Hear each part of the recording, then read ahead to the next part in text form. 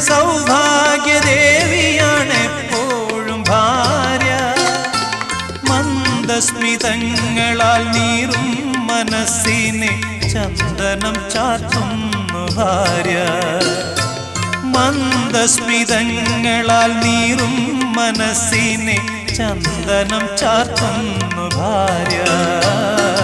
പൂമുഖവാതിൽക്കൽ സ്നേഹം വിടർത്തുന്ന പൂന്തിങ്കളാകുന്നു ഭാര്യ.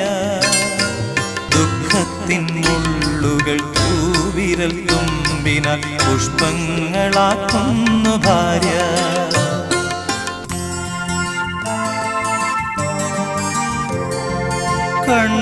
കണ്ണുനീർത്തുള്ളിയിൽ മഴവില്ലു തീർക്കുന്ന സ്വർണപ്രഭാമയി ഭാര്യ.